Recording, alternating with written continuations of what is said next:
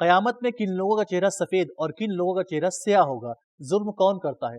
قرآن نے بہترین امت کی کیا کیا خصوصیت بیان کی ہے؟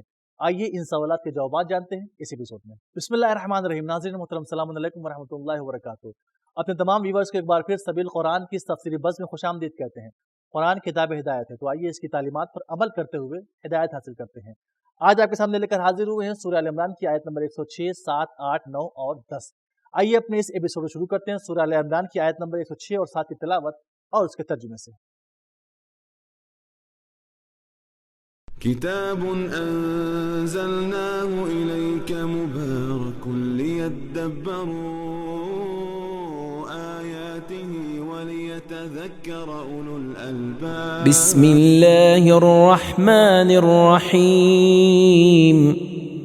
یوم تبیض وجوہ وتسود وجوہ فأما الذين اسودت وجوههم أكفرتم بعد إيمانكم فذوقوا العذاب بما كنتم تكفرون وأما الذين ابيضت وجوههم ففي رحمة الله هم فيها خالدون۔ قیامت وہ دن ہے جس دن کچھ چہرے سفید اور نورانی اور کچھ چہرے سیاہ ہو جائیں گے۔ تو جن لوگوں کے چہرے سیاہ ہوں گے ان سے پوچھا جائے گا کہ کیا تم نے ایمان کے بعد کفر اختیار کر لیا تھا؟ بس تم اپنے کفر کی وجہ سے خدا کا عذاب چکھو۔ لیکن جن لوگوں کے چہرے سفید ہوں گے تو وہ اللہ کی رحمت میں غرق ہوں گے اور وہ اس رحمت میں ہمیشہ رہیں گے۔ خداوند کریم نے اس آیت میں اپنے مخصوص بندوں کے لیے، قرآن دوست بندوں کے لیے صرف ایک نقطہ رکھا ہوا ہے۔ آئیے سنتے ہیں اس نقطے کو بھی۔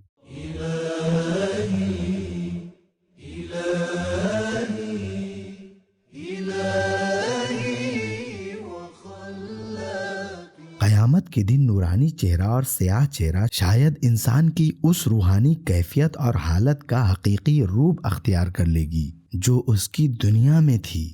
یعنی جو لوگ دنیا میں خدا کی ولایت کو قبول کر لیتے ہیں تو خداوند عالم بھی انہیں ظلمات یعنی تاریکیوں سے نکال کر نور یعنی روشنی میں لے آتا ہے، اور وہ قیامت کے دن نورانی چہرے کے ساتھ حاضر ہوں گے۔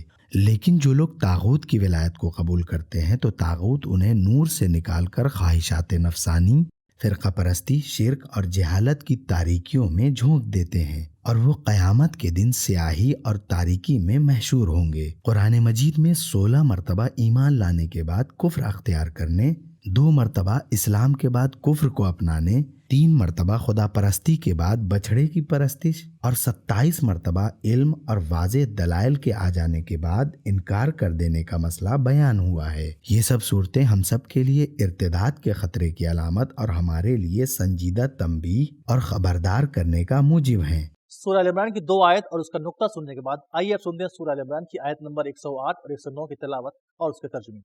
تلك آیات اللہ نتلوها علیک بالحق وما اللہ یرید ظلما للعالمین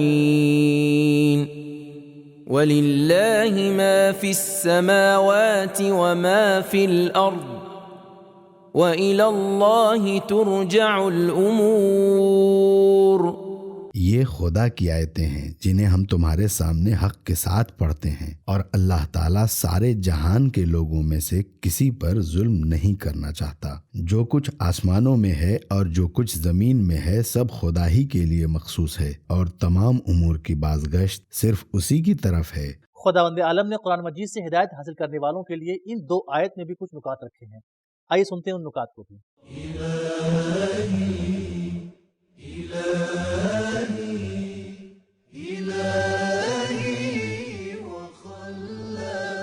آیات الہی کا پیغمبر اکرم پر نازل ہونا بغیر کسی مبالغے اور کمی بیشی کے حق و حقیقت کی بنیاد پر ہے۔ اسی طرح تمام امتوں کے اعمال اور ان کے نتائج، افعال و کردار اور ان کی سزا و جزا ایک مستحکم اصول اور محکم طریقہ کار کے تحت ہیں۔ اللہ تعالیٰ نہ تو اپنے بندوں پر ان کی طاقت سے زیادہ فرائض عائد کرتا ہے اور نہ ہی امتوں کے بارے میں قوانین اور طریقہ کار کو تبدیل کرتا ہے، نہ ہی وہ افراد کی صلاحیتوں اور قدرت کو ایک جیسا دیکھتا ہے۔ جو کہ ظلم کا باعث بنتا ہے۔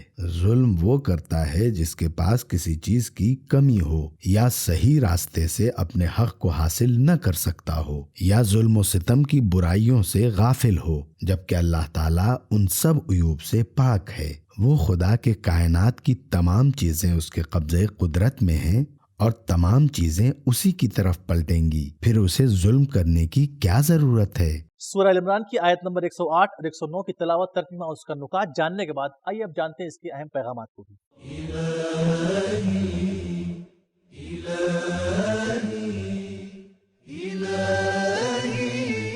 نمبر 1، پیغمبر اکرم پر وحی کا نزول حق ہے، آپ کے ذہن یا خیال کی پیداوار نہیں ہے۔ نمبر 2، چہرے کا نورانی یا سیاہ ہونا انسانوں کے لیے اپنے عقائد، افکار اور اعمال کا رد عمل ہوتا ہے، یہ اللہ کی طرف سے ظلم نہیں ہے۔ تو ناظرین آئیے اب سنتے ہیں اس ایپیسوڈ کی آخری آیت یعنی سورہ ال عمران کی آیت نمبر 110 کی تلاوت اور اس کے ترجمے کو۔ كنتم خير أمة أخرجت للناس تأمرون بالمعروف وتنهون عن المنكر وتؤمنون بالله ولو آمن أهل الكتاب لكان خيرا لهم منهم المؤمنون وأكثرهم الفاسقون۔ تم بہترین گروہ ہو جو لوگوں کی ہدایت کے لیے پیدا اور منتخب کیے گئے ہو، انہیں نیکیوں کا حکم دیتے ہو اور برائیوں سے روکتے ہو اور خدا پر ایمان رکھتے ہو، اور اگر اہل کتاب بھی اس روشن اور واضح دین پر ایمان لے آئیں تو یہ بات یقیناً ان کے فائدے میں ہے۔ ان میں سے کچھ تو ایمان والے ہیں اور بہت سے بدکار اور فاسق ہیں۔ آیت نمبر 106 اور 107 کی طرح خداوند عالم نے اس آیت میں بھی ایک نقطہ رکھا ہے، آئیے سنتے ہیں اس نقطے کو بھی۔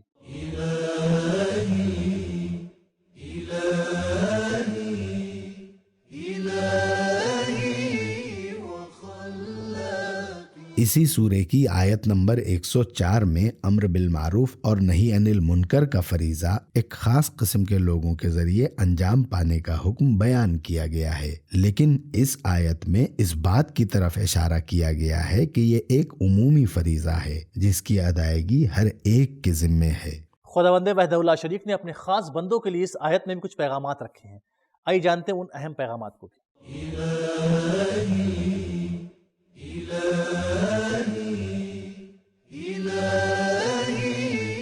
نمبر 1، بہترین امت ثابت ہونا صرف نعروں سے نہیں بلکہ ایمان، امر بالمعروف اور نہی عن المنکر کے فریضے کی ادائیگی کے ساتھ ہے۔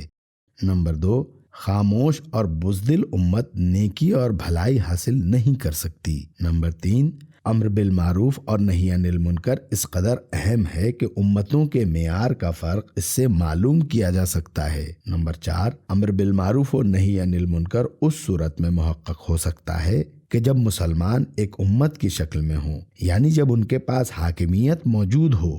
نمبر 5، مسلمان تمام انسانی معاشروں کی اصلاح کے ذمہ دار ہیں۔ نمبر 6، نیکی کا حکم دینا برائی اور فساد کے ساتھ مقابلہ کیے بغیر پورا نتیجہ نہیں دیتا۔ نمبر 7، امت کے ہر فرد کو چاہیے کہ وہ امر بالمعروف اور نہی عن المنکر کرے۔ ایک 9 سالہ بچی بھی یہ حق رکھتی ہے کہ اپنے ملک کے صدر کو بھی امر بالمعروف یا نہی عن المنکر کر سکے۔ نمبر 8، امر بالمعروف کرنے میں کسی کی عمر، علاقہ، نسل، علم اور اقتصادی یا اجتماعی و معاشرتی حیثیت کا کوئی کردار نہیں ہے، یعنی ان میں سے کوئی بھی ضروری شرط نہیں ہے۔ نمبر 9، مسلمان کو چاہیے کہ مؤثر قدرت کے ساتھ امر و نہی کرے، خواہش و التماس والی حالت میں نہیں۔ نمبر 10، امر بالمعروف نہی عن المنکر سے پہلے ہے۔ نمبر 11، وہ امر و نہی اثر کرے گی جس کا تعلق انسان کے ایمان سے ہوگا۔ نمبر 12، اللہ تعالیٰ اہل کتاب کو اسلام کی طرف دعوت فرما رہا ہے۔ نمبر 13، اسلام تمام ادیان کے لیے ناسخ ہے۔ نمبر 14، انسان راستے کے انتخاب میں آزاد ہے۔ تو ناظرین، ہم نے جانا کہ قیامت میں چہروں کا سفید اور سیاہ ہونا ان کے عقیدے، افکار اور اعمال کی وجہ سے ہے، اور ظلم وہ کرتا ہے جب کمزور صحیح طریقے سے اپنا حق حاصل نہ کر سکے، اور اللہ ہر برائیوں سے پاک ہے، اور بہترین امت کی خصوصیت ایمان کے ساتھ امر بالمعروف اور نہی عن المنکر کو انجام دینا ہے۔ تو ہمارا آج کا ایپیسوڈ یہ ختم ہوتا ہے، ملتے ہیں اگلے ایپیسوڈ میں، تب تک کے لیے خدا حافظ۔ سبیل قرآن، قرآنی سماج کی پہچان۔